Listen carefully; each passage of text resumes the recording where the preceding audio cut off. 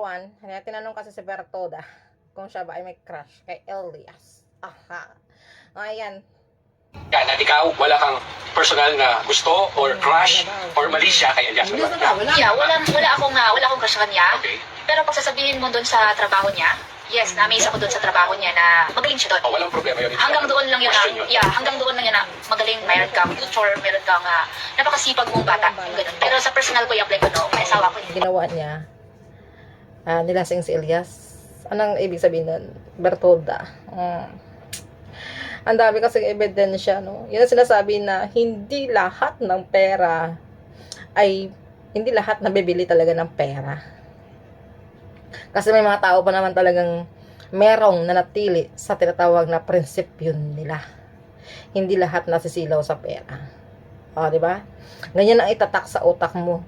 Hindi porket ikaw ay retokada na, pera na, ikala mo talagang lahat pwede mo nang mabili, di ba? Pwede mo namang mabili ang kanyang pagpaparitokin ng iyong katawanis.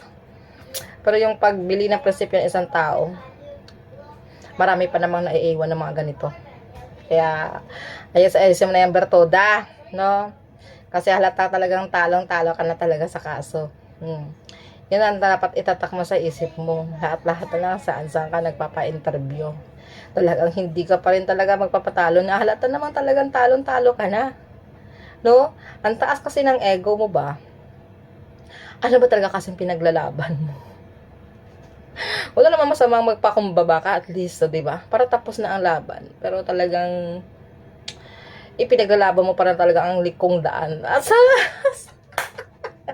Kasi ikaw siguro ay nanampalataya sa tinatawag na doon ka sa likong daan. Oh. Ganun ang iyong prinsipyo, dai. Kasi akala mo lahat ay okay na okay lang. Na akala mo lahat ay napabilog mo na, yun pala nagkakamali ka. Ikaw talaga yung nahulog sa bitag. O, diba? Maswerte lang talaga to si Elias kasi nasundan siya ni Abigail. Kaya kung hindi, awang ko lang talagang mangyayari. Diba?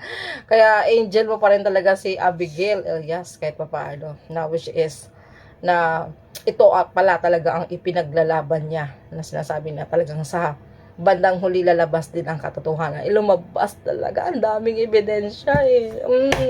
Ito mo na yan. Bye.